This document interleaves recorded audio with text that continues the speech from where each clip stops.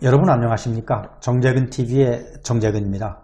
전 세계적인 코로나19 팬데믹을 겪은 지도 1년이 지났습니다. 이제 백신이 나왔으니 몇 개월만 참으면 잃었던 과거의 일상을 회복할 수 있을 것 같습니다. 무엇보다 경제 사회적으로 겪고 있는 극심한 고통이 완화되고 상황도 호전될 것이라는 희망이 우리를 버티게 합니다. 그리고 이 상황을 극복한 후의 사회를 포스트 코로나 시대라고 이름하면서 포스트 코로나 시대의 뉴 노멀이라는 새로운 질서에 대해서도 이야기들 합니다. 이쯤에서 코로나19 팬데믹을 극복한다는 것의 의미에 대해서 생각해 봅니다.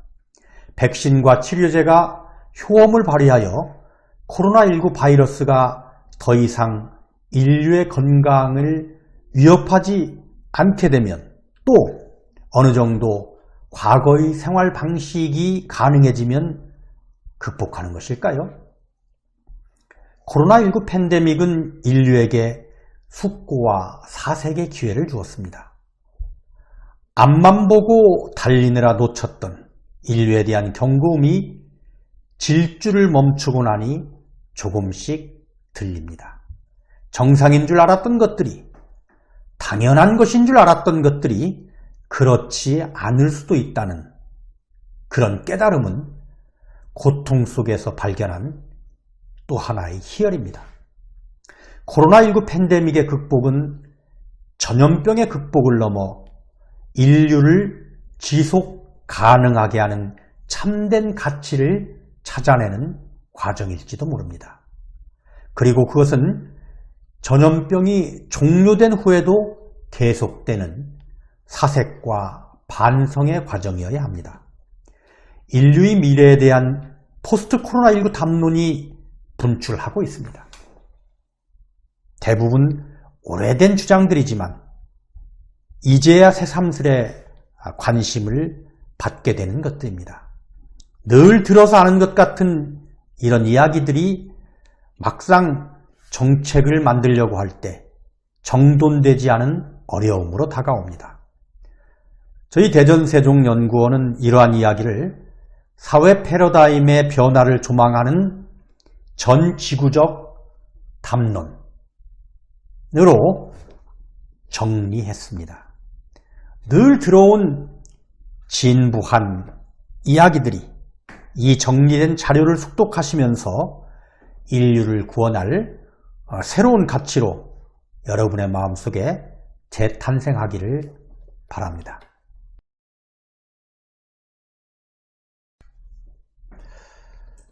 그러면 코로나19 팬데믹 이후 사회 패러다임의 변화를 조망하는 전지구적 담론이라는 그런 타이틀로 저희 대전세종연구원이 정리한 내용을 요약본이 아니라 책자를 처음부터 끝까지 제가 쭉 읽겠습니다. 요약된 내용을 이렇게 제가 화면에 띄울 테니까 여러분들은 쭉 들으시면서 이 요약된 내용을 보시면 참고가 될 것이지만은 혹 출퇴근 시나 또는 운전을 하실 때 처음부터 끝까지 찬찬히 들어보시면 여러분의 생각을 정리할 수 있는 그런 기회가 될 것 같습니다. 부디 내 삶의 방식과 인류의 삶의 방식을 바꾸는데 여러분의 숨 한 모금, 소리 한 조각, 행동 한 자락 보태시기를 기대하면서 자료를 낭독해 보도록 하겠습니다. 본 자료의 순서는 국제정치와 경제전망, 그 내용 속에는 세계화의 향방, 또 글로벌 리더십의 변화, 일과 사회의 급격한 변화, 특히 산업과 노동이 바뀌고 있고 불평등과 혐오의 대안은 연대와 공감이라는 그런 내용에 대해서 정리를 해보고 또 환경과 생태의 패러다임도 바뀌고 있다. 이것에 대해서 기후변화와 코로나 바이러스와의 관계, 그리고 생태적 전환에 대해서 얘기를 해보고, 우리가 살고 있는 이 도시는 과연 미래가 어떨 것인가. 그래서 새로운 시대의 도시 성장과 양상에 대해서, 또 지속 가능한 도시를 위해서는 우리가 어떤 노력을 해야 되는지, 그리고 궁극적으로 도시는 포용적이어야 된다라고는 그런 여러 가지 담론에 대해서 정리를 해보겠습니다. 국제정치와 경제 전망, 세계화의 향방, 신자유주의 대도와 전 세계적 확산. 세계화는 신자유주의의 한 형태라고 볼 수 있다. 신자유주의는 1960년대 서구 지식인들이 아이디어에서 출발하여 1970년대 중반 이후 미국과 영국, 프랑스 등 서구 국가들의 정부의 정책을 크게 변화시켰다. 신자유주의는 1970년대 이전 수십 년간 서구 국가 경제정책의 근간이 되었던 케인즈주의 및 복지국가를 반대한다. 그 결과 세금을 줄이고 기업의 자유로운 활동을 보장하며 복지 관련 총액을 축소하고 노동 관련 규제를 완화하여 해고를 쉽게 하며 다양한 비정규 및 시간제 고용 형태를 창출하고 공기업을 민영화하는 등 경제와 복지에 관한 국가의 개입을 줄이고 기업 영역의 활성화를 추구하는 정책이다. 또한 무역의 장벽을 제거하여 재화와 금융과 서비스가 국경을 자유롭게 넘나들도록 하는 것 역시 중요한 요소다. 이러한 정책에 관한 아이디어는 케인즈주의와 복지국가가 본격적으로 영향력을 발휘한 1930년대부터 제출되었으며 2차 세계대전 이후 몽펠레랑 소사이어티가 결성되면서 이에 관한 서구 지식인들의 국제적 네트워크를 만들었다. 이 네트워크에서도 주도권을 준 이들은 프리드리히 하이에커와 밀턴 프리드만 등 시카고 대학 경제학과에 몸을 담아 이른바 시카고 학파로 불리는 지식인들이었다. 이들의 이러한 아이디어는 1980년대를 전후하여 정책화되기 시작한다. 쿠데타로 집권한 피노체트의 칠레 정부, 영국의 마가렛 대처 정부, 미국의 로널드 레이건 정부, 프랑스의 지스카르 데스탱 정부와 제2기 프랑스와 미테랑 정부가 모두 신자유주의적 경제정책을 도입하여 세금을 삭감하고 복지를 축소하고 고용 형태를 유연화하며 기업활동 관련 규제를 철폐하고 공기업을 민영화했다. 1990년대 초에는 북미와 유럽에서 지역적 경제공동체가 만들어지면서 재화와 서비스와 물자가 자유롭게 국경을 넘나들게 되었다. 국제통화기금과 세계은행 등의 금융 및 개발 관련 국제기구들은 금융보조를 대가로 신자유주의적 경제정책으로의 전환을 요구하는 등 워싱턴 컨센서스를 전 세계적으로 확산시키고자 하였다. 한국은 1993년 말 쌀시장 개방과 우루과이 라운드 참여, 1995년 세계무역기구 WTO 가입, 1996년 경제협력개발기구 OECD 가입과 금융시장 개방 등을 통하여 워싱턴 컨센서스에 한 걸음 더 다가갔고 1997년 말 국제통화기금 IMF로부터 자금 지원을 대가로 시장의 개방, 고용의 유연화, 공기업 민영화 등 중요한 신자유주의적 정책을 도입하였다. 세계화 물결의 위기와 한계, 이러한 신자유주의적 경제정책은 2008년 이후 변화를 맞게 된다. 리먼 브라더스 사태로 시작된 전 세계적인 경제 위기는 서구 국가들의 정책에 일정한 변화를 일으켰다. 전문가들은 이러한 현상을 두고 국가의 기환, Return of the State라고 불렀다. 리먼 브라더스 사태 당시 금융 및 보험 산업의 구조 조정 대신 산업 유지를 위하여 보조금을 지급하는 국가들이 등장하였다. 이후 해외로 나간 제조업을 다시 본국으로 불러들이고자 하는 리슈어링을 추진하는 국가들이 등장하였고 국경을 넘어 시장을 통합하기 위한 움직임은 눈에 띄게 둔화되었다. 또한 복지국가로의 재전환이나 사회적 경제 영역의 활성화 등 신자유주의와 세계화의 대안을 모색하는 지식인들이 등장하였고 대중 사이에서는 내셔널리즘이 중요한 이데올로기로 다시 한번 부상하게 되었다. 요컨대 2008년 이후 세계화를 반대하는 움직임이 강화되고 세계화를 향한 움직임이 둔화되었는데 이를 영국의 이코노미스트는 슬로벌라이제이션이라고 명명한 바 있다. 2020년 코로나 바이러스 팬데믹은 2008년 이후의 느린 세계화, 슬로벌라이제이션이라는 국제 정치 경제 레짐을 이어받아 세계화 레짐을 폐기할 것인가? 이에 대한 견해는 크게 세 가지 흐름이 존재한다. 보스턴 컨설팅 그룹의 연구진은 세계화 낙관론을 주장한다. 이들은 2000년대 초반에 사스를 포함 1968년 홍콩 독감, 1958년 아시아 독감, 1918년 스페인 독감 등 전 세계적 팬데믹이 경제 불황으로 이어진 적은 없다는 사실을 지적한다. JP 모건의 연구진은 코로나 이후 글로벌 경제가 장기 침체인 L자나 오랜 침체기를 겪는 U자가 아닌 빠르게 원상을 회복하는 V자형 경제 회복을 달성하리라 예측한다. 이들의 논리에 따르면 팬데믹은 경제적으로 큰 영향을 주지 않을 것이므로 세계화도 별다른 변화가 일어나지는 않을 것이다.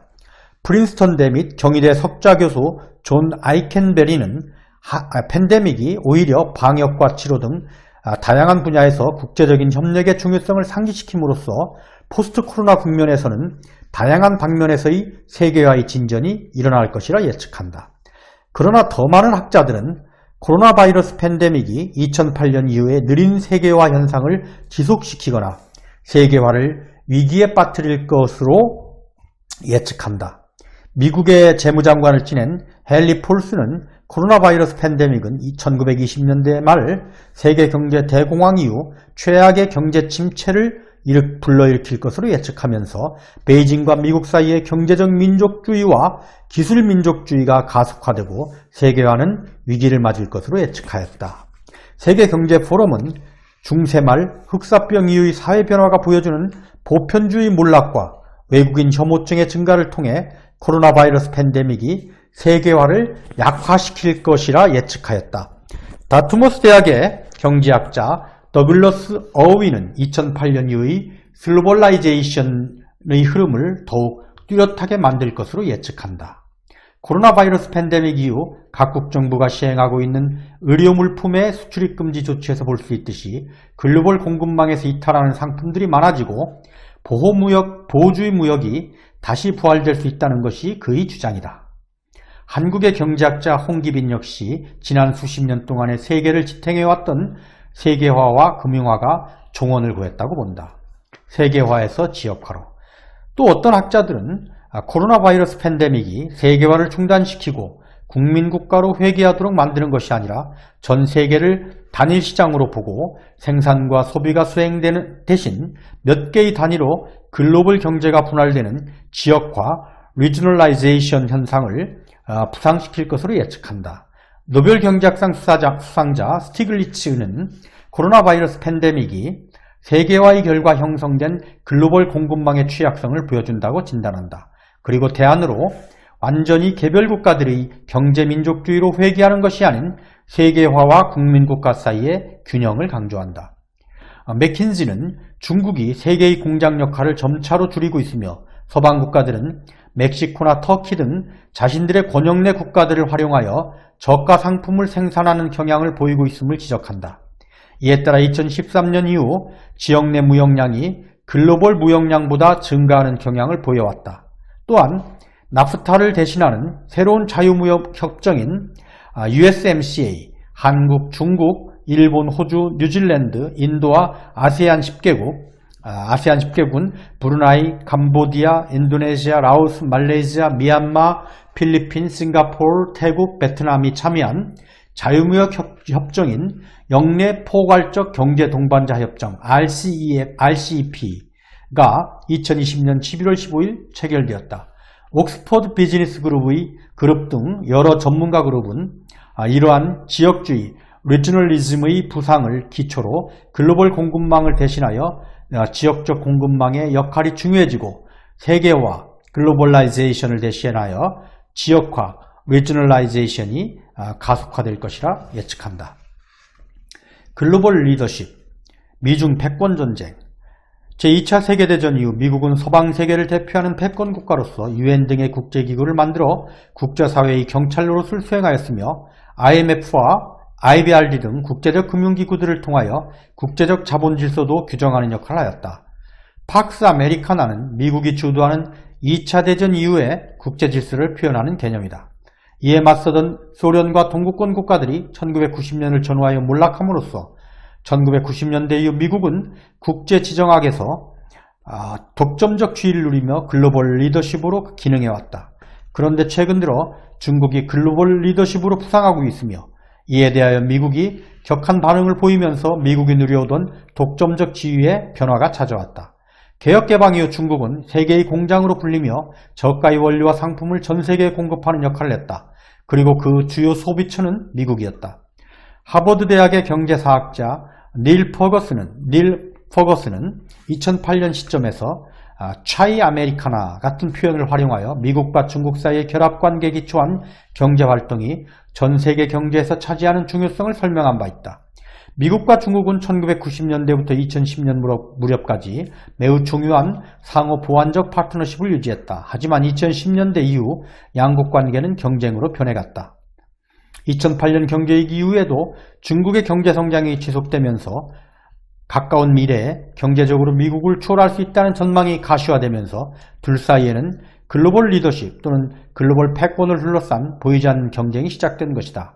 중국은 2010년대 들어 메이드 인 차이나 2025를 통해 산업 구조를 고도화하여 첨단 기술 산업 영역에서 세계 최고 수준에 이르기 위한 계획을 입안하였으며 1대1로 이니셔티브 BRI, 벨트 앤 로드 이니셔티브와 아시아 인프라 투자은행 AIIB를 통하여 글로벌 경제 질서를 자신들의 손으로 구축하여 글로벌 리더십의 역할을 구축하기 위한 행동에 나섰다.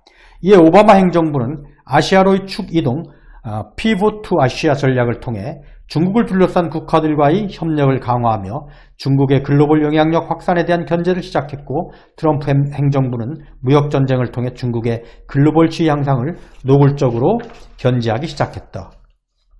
혼돈의 글로벌 리더십.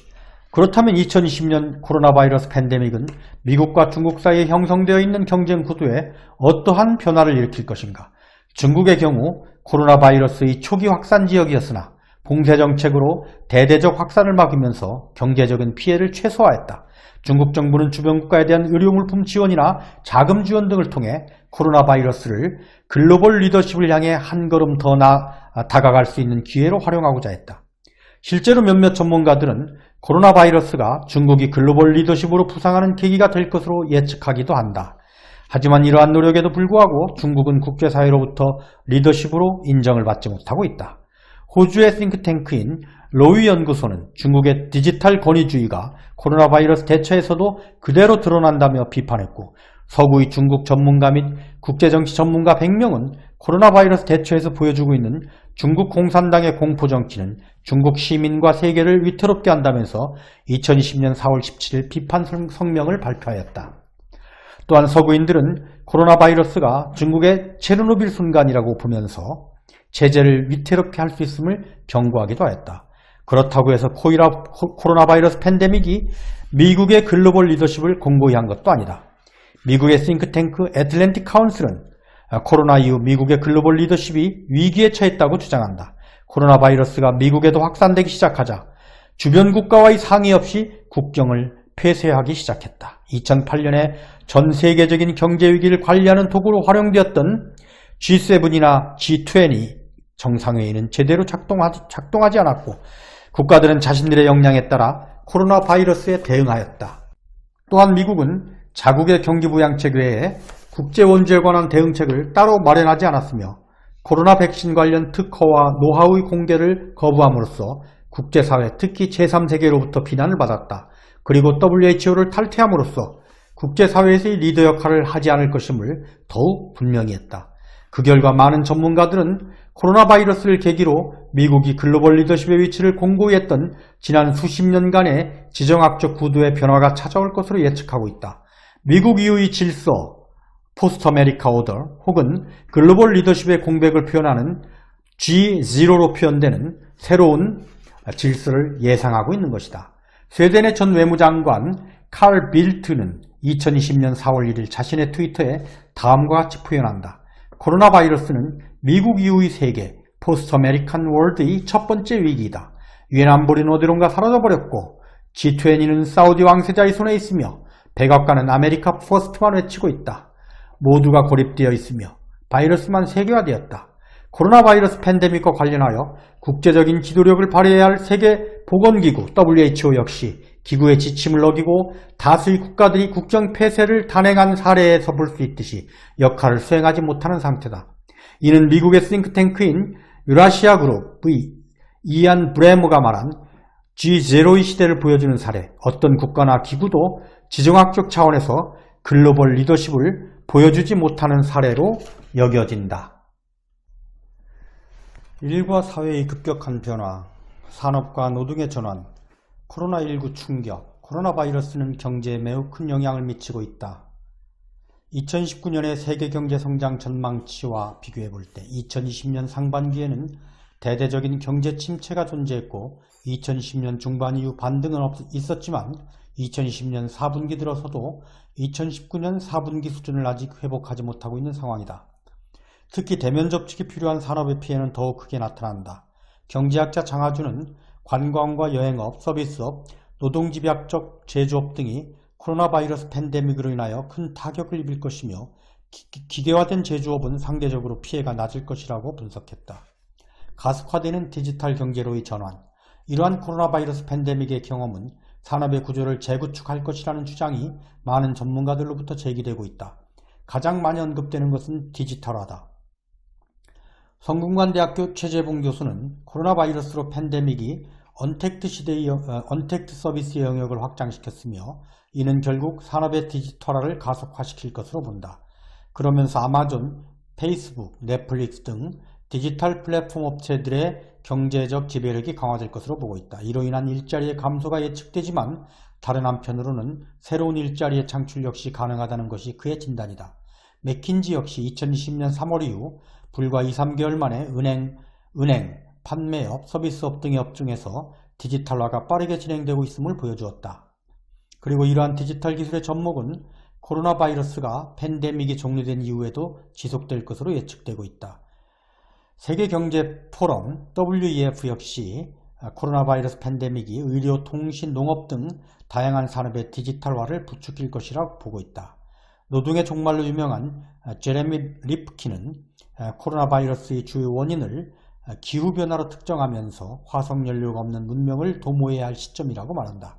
그러면서 화석연료를 기반으로 글로벌 공급망에 의존했던 기존의 산업구조를 대신하여 정보기술과 지역적 생산에 의존하는 새로운 산업이 자리를 잡아야 한다고 주장했다.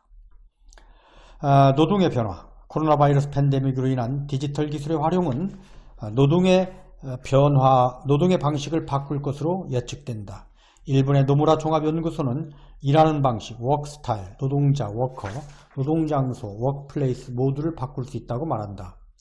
전통적인 팀 업무에서 개인화된 직무 중심으로 일하는 방식이 변하고 단순 사무 업무에 종사하던 화이트칼라 노동자가 몰락하고 창조성과 전문성을 지닌 소수의 노동자가 일자리를 유지하며 일하는 곳과 거주하는 곳의 분리가 재구성되어 근접하는 형태가 될 것이라는 주장이다.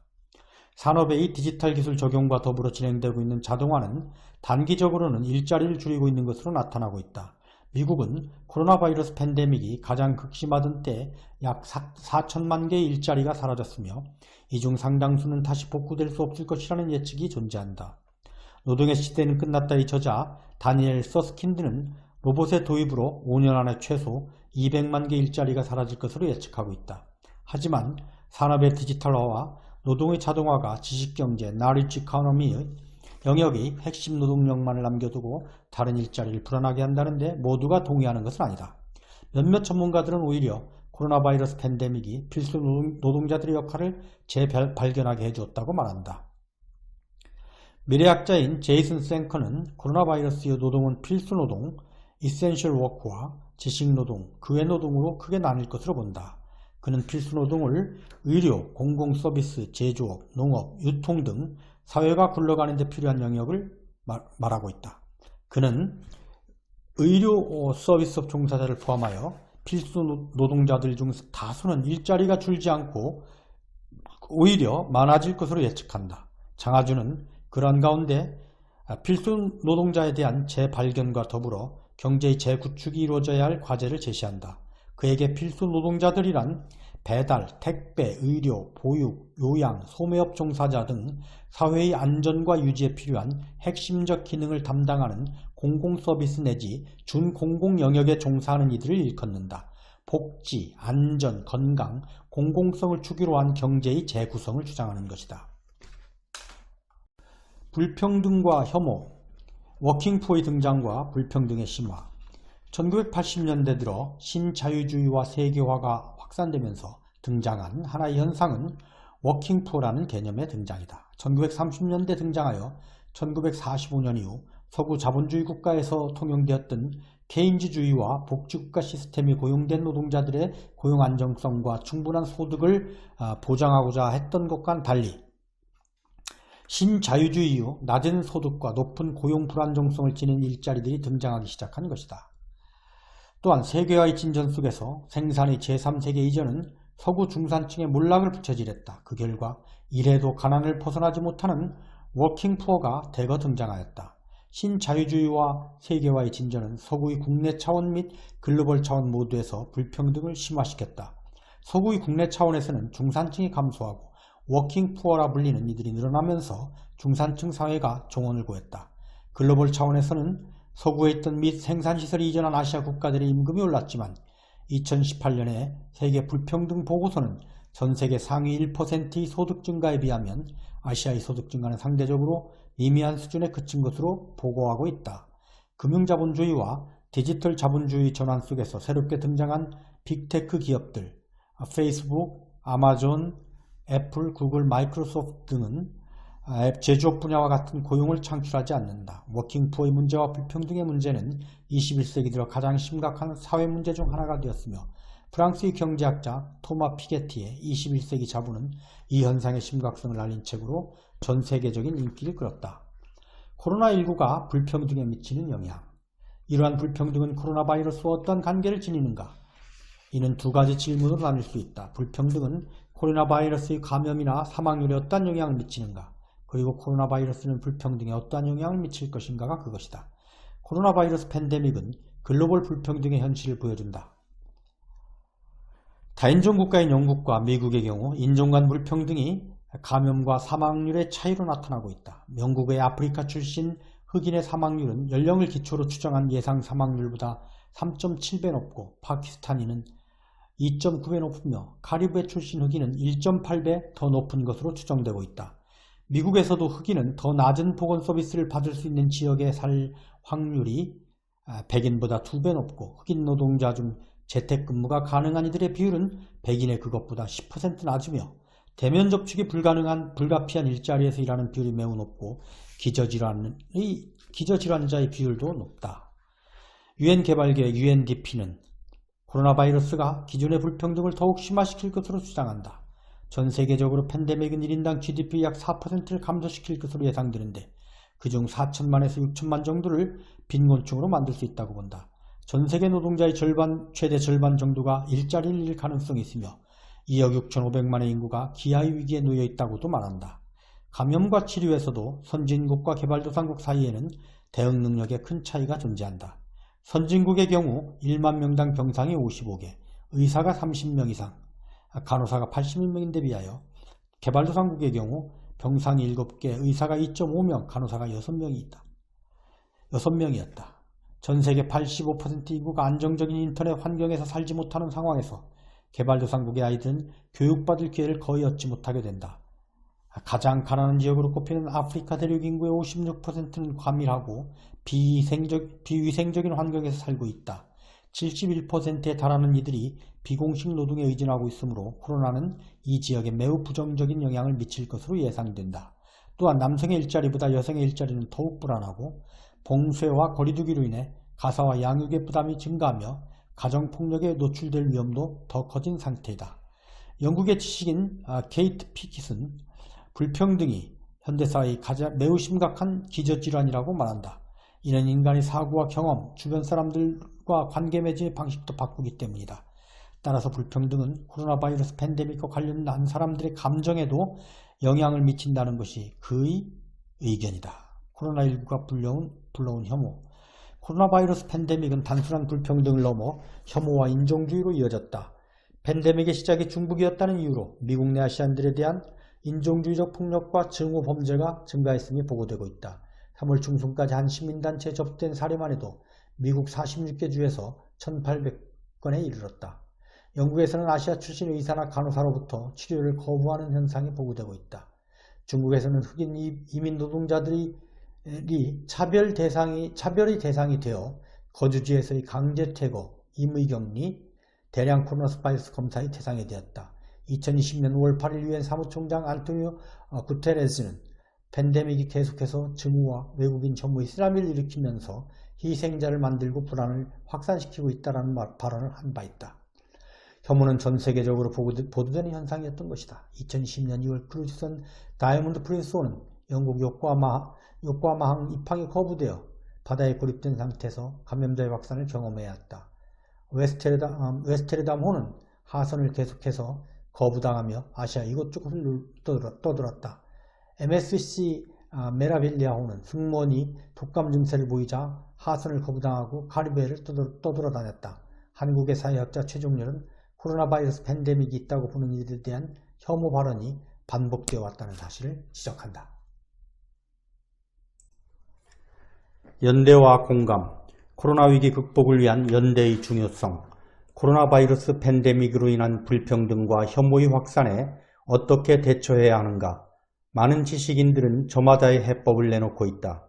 그 중에서도 가장 빈번하게 쓰이는 것은 연대, 솔리데리티였다. 이제 세상이 필요로 하는 것은 연대입니다. 연대가 있어야 코비드-19을 물리치고 더 나은 세상을 만들 수 있습니다라는 안토니오 구테레스 유엔 사무총장의 발언이 대표적이다. 이스라엘의 지식인 유발 하라리는 2020년 3월 20일자 파이낸셜 타임즈 기고문에서 코로나 바이러스 팬데믹 앞에서 세계는 민족주의적 고립과 세계적 연대 사이의 기로에 있다고 말한다. 이는 2020년 2월부터 코로나 바이러스가 특정 국가들을 중심으로 확산되기 시작하자 많은 국가가 코로나 바이러스 확산국들로부터의 항로를 차단하고 국경을 폐쇄하는 조치를 한 것에 대한 반응이었다. 그는 전염병과 경제 위기는 모두 글로벌 차원의 문제로 글로벌 협력을 통해서만 효과적으로 해결할 수 있다고 주장한다. 그의 글로벌 연대로는 각국 정부가 정보를 공유하고 의료 장비가 더 공정하게 배포될 수 있도록 노력하며 상황이 나은 국가는 그렇지 않은 국가들을 돕고 의료진을 서로 파견하며 경제 회복을 위한 글로벌 협력을 구성하고 출입국에 대한 새로운 합의를 만드는 것 등을 포괄한다. 이타주의와 공감. 프랑스의 지식인 자크 아탈리는 이타주의와 공감, 엠퍼시를 대안적 사고를 위한 핵심 개념으로 내세운다. 그가 보기에 코로나 바이러스 팬데믹은 서구 사회가 시장 경제와 민주주의 기초로 상정해왔던 권리를 지닌 개인들이라는 기본 가정의 토대를 의문에 붙이고 있다. 그렇다고 권위주의적인 방식으로 위로부터 자원을 재분배하고 행동을 통제하는 체제는 코로나 바이러스 이후의 대안적 질서를 창출할 수 없다고 본다. 이러한 사상적 위기의 대안으로 그가 내세운 것은 이타주의와 공감이다. 건강, 음식, 교육, 환경 등과 관련하여 다른 존재들과의 사이에서 갖게 되는 공감이 문제를 해결하고 새로운 질서를 만드는 핵심 원리가 될 수 있다는 것이다. 기본권 보장을 위한 사회 안전망 강화. 미국의 철학자 마사 누스바움은 역량의 개발을 통한 기본권 보장을 불평등 및 혐오의 대안으로 내세운다. 평균 수명, 건강보호, 자유로운 이동, 자존심을 지키며 타인과 교제 등을 가능케 할 조건을 모두에게 보장해야 한다는 것이다. 이에 대한 실천 방안으로 장아주는 공통의 안전망을 확보하는 것을 대안으로 내세운다. 이를 위해서는 복지제도의 재편과 교육제도의 공평성 확보 등을 기반으로 삼아 괜찮은 삶, 웰비잉을 영위하는 데 필요한 자원들, 육아, 교육, 의료, 돌봄, 주거를 사회가 공동으로 구매하며 공정하게 분배할 필요가 있다는 것이 그의 생각이다. 지구적 거버넌스. 옥스퍼드의 철학자인 닉 보스트롬은 새로운 거버넌스를 요청한다. 지구 차원에서 문제를 조정할 수 있는 능력을 지닌 존재가 필요하며 각 사회가 지닌 거버넌스의 격차를 해소할 필요가 있기 때문이다. 환경과 생태의 전환적 패러다임, 기후변화와 코로나 바이러스, 21세기 최고의 당면 과제인 기후변화, 1972년 로마클럽의 보고서 성장의 한계를 포함 기후변화가 생태의 위기와 인류의 위기로 이어질 수 있다는 경고가 출현한 이후 기후변화는 인류가 공동으로 감당해야 할 가장 중요한 문제 중 하나가 되었다. 1992년 브라질의 리우데자네이로에서 열린 지구 정상회의 Earth Summit은 환경과 개발에 관한 리우 선언을 포함 기후변화를 막기 위한 행동 계획을 포함하였다. 이는 1997년의 교토 이정서, 2015년 파리 협정으로 이어지며 온실가스 발생을 줄여 기후변화의 속도를 늦추고자 하는 국제적인 협력으로 이어져 왔다.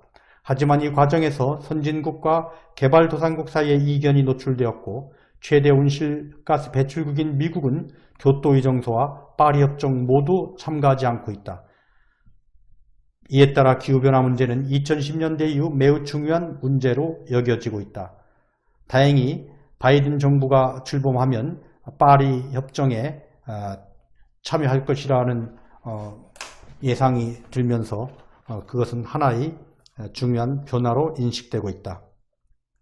지구 시스템에 근본적 영향을 끼치는 인류세. 1995년 노벨 화학상 수상자인 폴 크루체는 2000년에 현생의 인류가 사는 지질시대를 신생대 제4기 홀로신이 아닌 신생대 제5기 인류세 엔트로파신으로 부를 것을 제안하였다. 이는 인류를 뜻하는 엔트로파스와 시대를 뜻하는 신의 합성어로 인류가 자연을 변형시킴으로 인하여 만들어진 지질시대임을 뜻한다. 인간이 만들어낸 질소, 플라스틱, 탄소 등은 북극의 지형을 바꾸고 해수면을 상승시키며 새로운 지층을 형성하고 이에 따라 생태계가 변화하고 있음을 근거로 한다. 이 개념은 2008년 런던 지질학회가 이를 고려할 수 있다는 입장을 밝히자 2009년부터 인류세 워킹그룹을 만들고 인류에 의한 지질 변화를 뒷받침할 수 있는 결정적 증거를 수집하는 한편 인류세의 시작 시점을 언제로 볼 것인가에 관한 논의를 지속하고 있다. 그 결과 홀로세와 다른 인류세가 분명 존재한다는 의견과 2020년 5월 핵실험 이후인 1950년 무렵을 인류세의 시작점으로 볼 수 있다는 의견이 제출되었다. 이러한 활동 가운데 인류세는 2010년대 들어 자연과학뿐 아니라 학계 전반에 알려진 개념이 되었다. 인간의 활동이 지구 시스템에 영향을 미치면서 생명체가 살아갈 수 있는 환경을 유지하는 지구 시스템에 변화가 찾아왔다는데 공감대가 형성되어 있는 것이다. 포스트 휴먼 시대의 도래. 많은 학자들은 미래 사회를 포스트 휴먼의 시대로 본다. AI 발달 속에서 인간과 기계의 경계가 점차로 무너져가고 있기 때문이다. 하지만 기후변화와 관련하여 포스트 휴먼이라는 개념은 인간 자연, 사회와 자연 사이의 오래된 구분의 도식을 철폐할 것을 주장하는 학자들에게 활용되고 있다. 대표적으로 프랑스의 사회학자 브루노 라투르는 인간은 늘 자연 등 비인간 행위자와 소통하고 엮여왔던 존재임을 강조하며 사회와 자연의 이분법을 철폐할 것을 주장한다. 미국의 여성학자 캐런 베러드는 포스트 휴먼을 인간과 비인간의 구분을 당연한 것으로 받아들이지 않는 것이자 비인간 존재에게 세계의 생성에 참가할 자격을 허용하는 것이라고 말한다. 달리 말해 이는 인간이 자연을 활용하고 정복할 수 있다고 가정해왔던 인간 중심적 사고, 휴머니즘으로부터 벗어나 인간의 행위에 대한 자연의 반응을 계속해서 고려할 것을 요청하는 것이라고 볼 수 있다. 코로나 바이러스는 인류세의 질병. 몇몇 전문가들은 코로나 바이러스가 인류세 시대의 질병이라고 본다. 1980년대부터 대유행한 HIV, 에이즈부터 시작해서 에볼라 바이러스, 사스, 메르스 등 현재까지 인류를 휩쓸고 있는 전염병들의 다수는 인수 공통 전염병으로 동물에서 인간으로 옮겨왔다는 공통점을 지니고 있다. 하버드 대학교 보건대학원 교수 에런 번스타인은 이러한 전염병들은 인간이 동물들의 서식지와 생태계 파괴 및 동물 섭취와 관련이 있다고 말한다. 그리고 화석연료 사용으로 인한 대기오염은 전염병을 악화시키는 데 기여한다고 말한다. 20세기 이후 인간 활동에 가속화는 세계 열대우림의 절반을 농지와 인간의 정착지로 바꾸었다. 이런 가운데 생겨난 신종 전염병 중 3분의 1은 과거 사람들이 접한 바 없는 동물들과 접촉하는 가운데 생겨난 것으로 보고된다. 코로나 바이러스 역시 중국의 생태계 파괴 및 동물 섭취와 관련이 있는 것으로 알려져 있다. 기후변화에 대한 코로나19 팬데믹의 양면적 영향. 그러한 가운데 코로나 바이러스의 확산은 일시적으로 인간들의 활동을 멈추게 하였고 이로 인한 온실가스 발생량이 감소하고 지구변화의 속도를 줄일 수 있을 것이란 전망도 등장하였다. 하지만 국제기상기구 WMO를 포함한 국제기구의 보고서에 의하면 코로나 바이러스 팬데믹이 기후변화에 긍정적인 영향으로 작용할 가능성은 적은 편이다. 2020년 초 각국의 봉쇄 조치로 인하여 온실가스 배출량은 전년도 대비 17% 줄었다. 하지만 2020년 여름이 되며 전년도 감소량은 5% 수준으로 다시 올라갔다. 이는 온실가스 농도와 온난화라는 흐름을 뒤집기에는 한참 모자란 것으로 여겨지고 있다. 콜롬비아 대학 지구연구소는 코로나 바이러스 팬데믹이 기후위기에 대한 각국 정부들의 경각심을 일깨워 이에 대한 대책을 세우도록 하고 자전거 타기와 걷기의 비중을 늘리며 해외여행을 줄이고 단순한 라이프 스타일을 확산시키는 등에 있어서는 기후변화에 긍정적인 요소로 작용한다고 본다. 하지만 기후협정 실천의 중지, 환경보존을 위한 국제회의의 중지, 아마존 삼림 벌채의 재개, 각국 기후정책의 약화, 재생에너지 사용 저하, 환경 관련 연구의 중단, 장갑과 마스크 등 플라스틱 폐기물과 자동차 사용의 증가 등 기후에 부정적인 영향을 미치는 측면 역시 상당하다고 주장한다. 생태적 전환. 코로나 팬데믹은 현재의 시스템을 전환하는 계기. 이에 따라 국내외의 전문가들은 코로나 바이러스 팬데믹을 생태학적 전환의 계기로 삼아야 한다고 이야기한다. 프랑스의 사회학자 브루노 라투르는 코로나 바이러스 팬데믹을 하나의 기회로 여긴다. 매우 과감한 조치를 통해 기후변화를 중단시킬 수 있는 계기로 코로나 바이러스를 활용해야 한다는 것이다. 그리고 사람들에게 현재 자신의 활동에 대한 반성적 모멘텀을 만들기 위하여 그는 어떤 활동을 스스로 중단할 수 있는지에 대한 설문조사를 12개국 언어로 실시하고 있다. 그에게 있어 중지되고 바뀌어야 할 것은 정치보다는 현재의 생산 시스템이었다. 클린턴 행정부에서 자문위원으로 활동했던 하버드 대학 존 F 케네디 행정대학원의 제프리 프랭클 역시 코로나 바이러스 팬데믹으로부터의 회복을 위한 재정 부양책에 있어 환경 문제를 우선적으로 고려할 것을 권고한다. 미국 정가에서 주장되고 있는 그린 뉴딜과 탄소세 등은 중요한 대안으로 보고 있다. 유엔 환경계획은 강력한 기후행동을 통한 코로나 바이러스로부터의 녹색 회복, 그린 리커버리를 주장하고 있으며 경제협력개발기구 역시 생물 다양성을 포함한 친환경적인 회복을 대안으로 제시하고 있다. 팬데믹 방지를 위한 생물 다양성 보전. 전문가들은 인간이 수행한 생태계의 교란을 막아내고 되돌리는 것이 지속되는 인수공통 전염병의 팬데믹을 방지하는 길이라 말한다.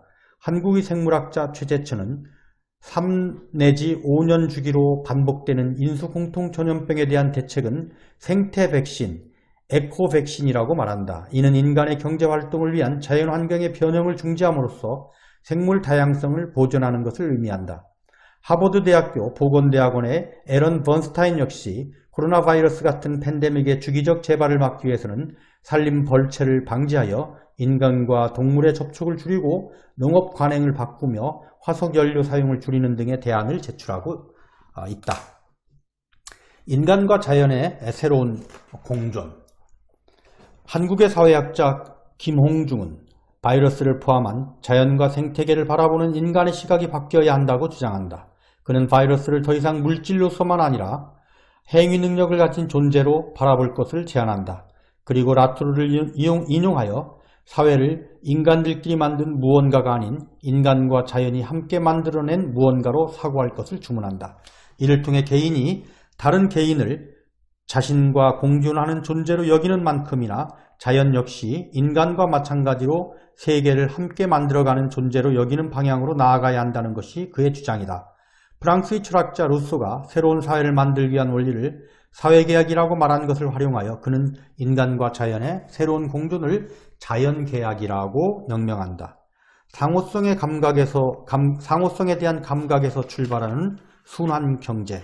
인도 출신의 지식인 반다나 시바는 국경을 넘나들며 이윤을 극대화한 세계화 시스템을 대신하여 지역경제 시스템을 도입할 것을 주장하고 이윤을 위해 만들어진 공장식 식량산업을 대신하는 농업을 대안으로 내세운다.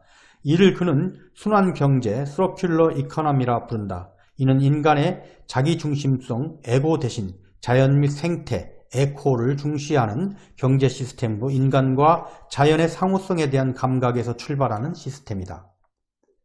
도시의 미래, 도시의 성장과 양상, 세계화 시대 글로벌 도시, 글로벌 시티로 전환과 기능의 양극화.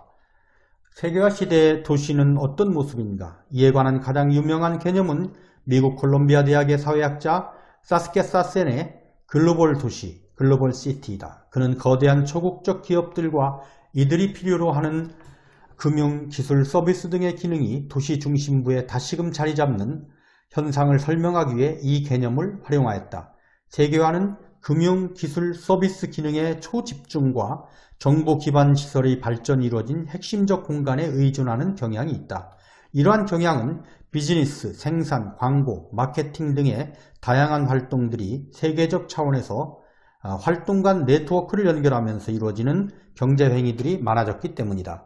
사스는 뉴욕, 런던, 도쿄가 글로벌 도시에 해당한다고 말한다. 이들 도시는 오랫동안 국제적 무역의 중심지였다. 하지만 세계화로 경제를 통제하는 기능을 수행하면서 글로벌 도시는 새롭게 성장하고 있는 금융과 서비스 산업의 핵심 장소가 되고 IT 등 새롭게 성장하는 산업을 위한 혁신 공간으로 기능한다.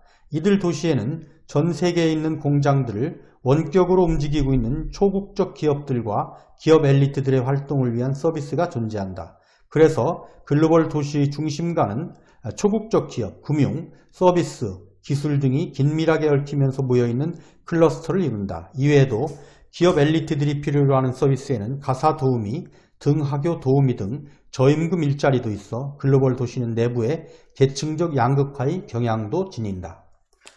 코로나 바이러스 팬데믹이 글로벌 도시에 미치는 영향.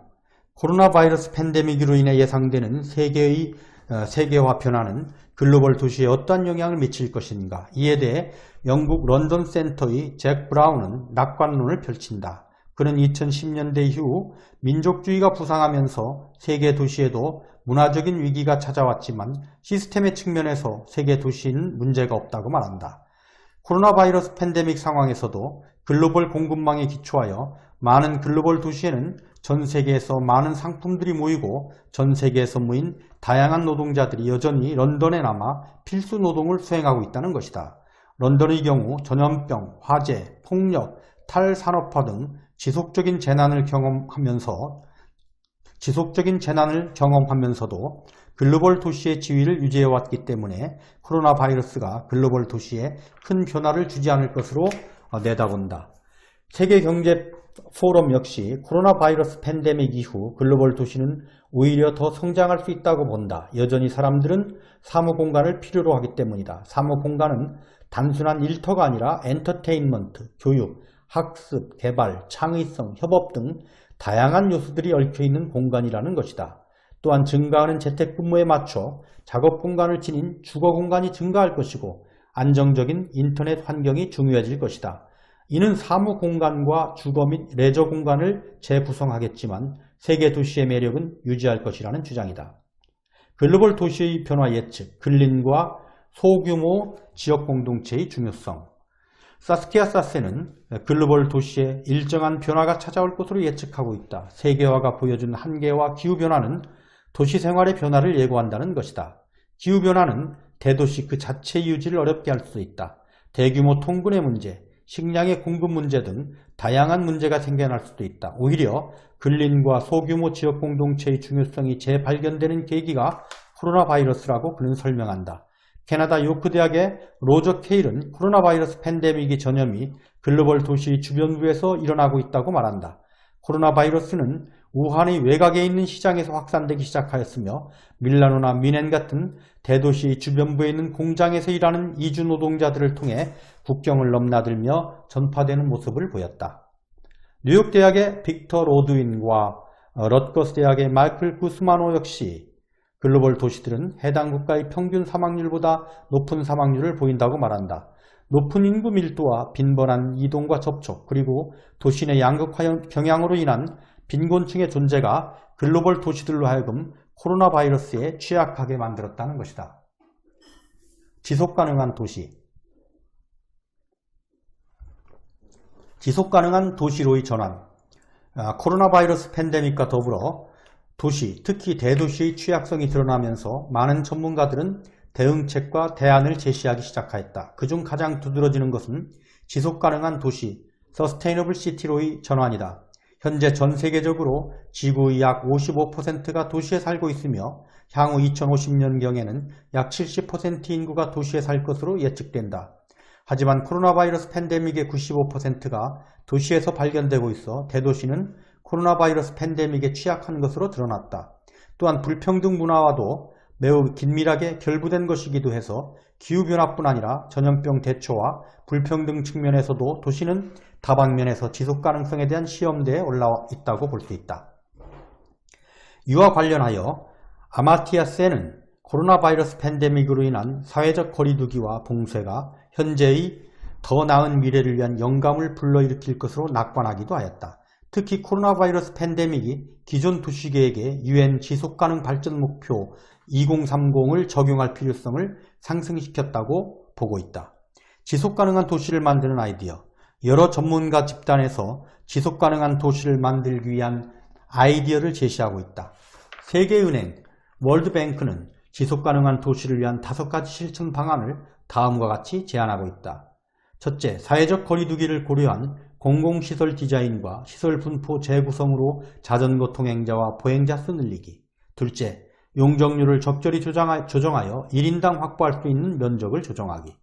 셋째, 빈민가 및 비공식 경제부문 종사자 거주지역의 생활환경을 개선하기. 넷째, 철거나 강제 이주의 위험이 없도록 관련 대상자를 위한 토지를 제공하기. 다섯째, 온실가스 배출량 줄이기. 도시정책 전문가 집단인 시티즈토브는 코로나 바이러스 이후 지속가능한 도시들을 만들기 위한 대안을 다음과 같이 제안하고 있다. 단일 위험 요인 분석이 아닌 다중 위험 평가 분석을 위한 데이터 플랫폼과 의사소통 시스템 구축. 둘째, 보행, 자전거, 대중교통 위주의 교통체계 구축. 셋째, UN 지속가능 발전 목표 2030을 활용한 거시 목표 설정. UN 지속가능 발전 목표 11번째 목표는 지속가능한 도시와 공동체임. 넷째, 온실가스 배출 감축과 대기오염 저감을 목표로 한 인프라 구축.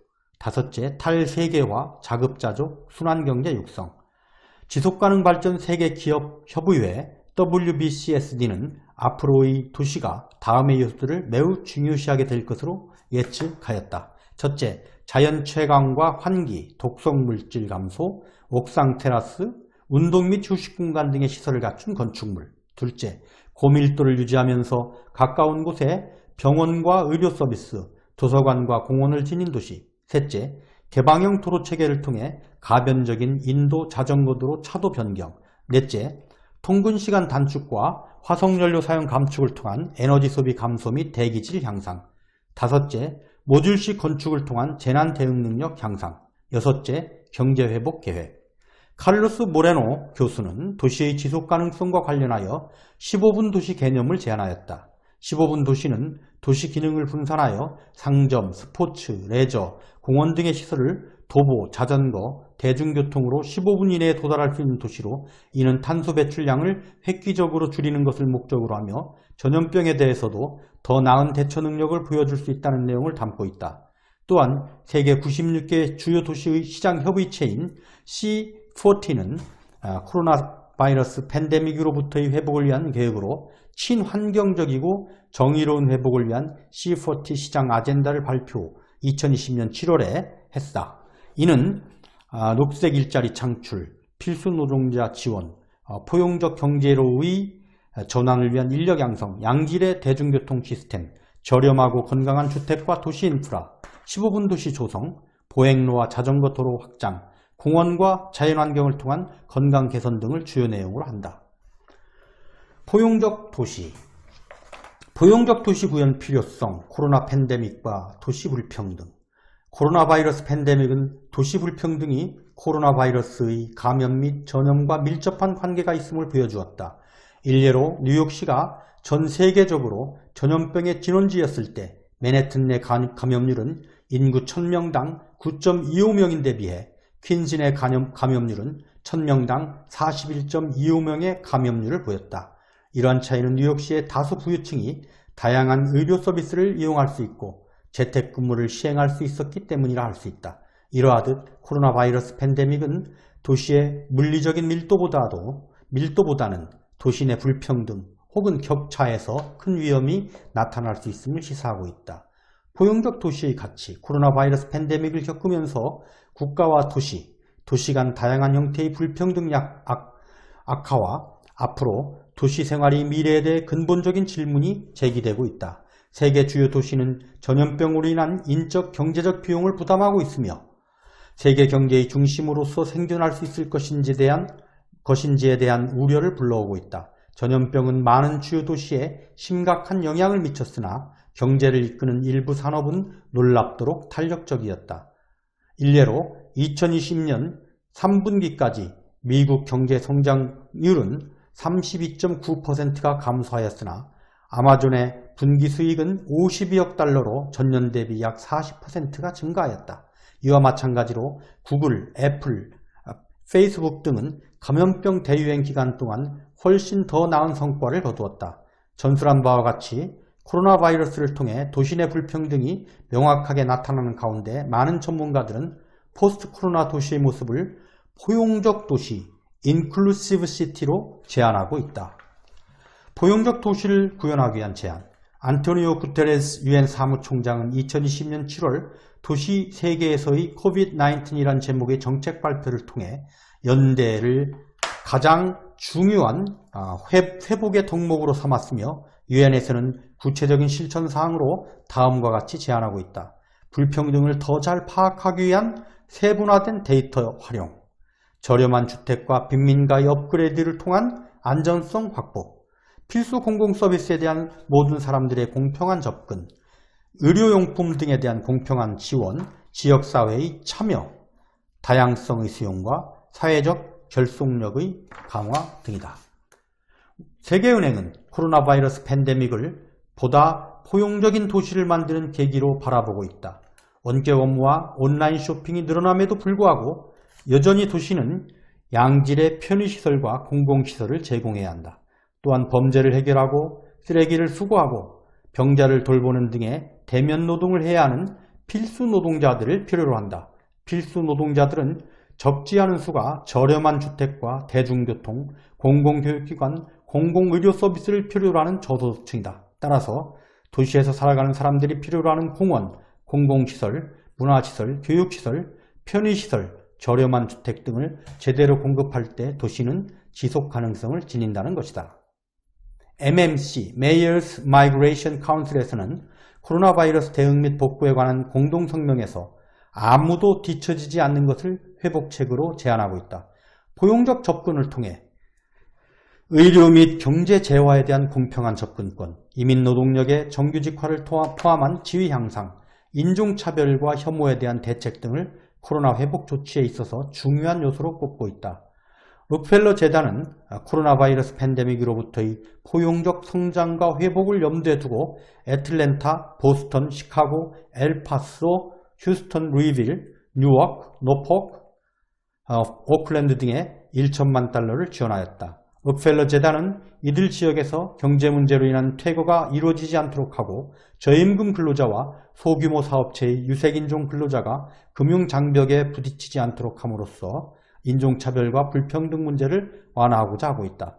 이러하듯 도시 내 불평등을 완화하고 누구나 소외되지 않도록 모두를 위한 도시, Cities for All을 구현하는 것. 이는 코로나 바이러스 팬데믹을 겪으면서 우리가 나아가야 할 도시의 가치 지향점이라 할 수 있다.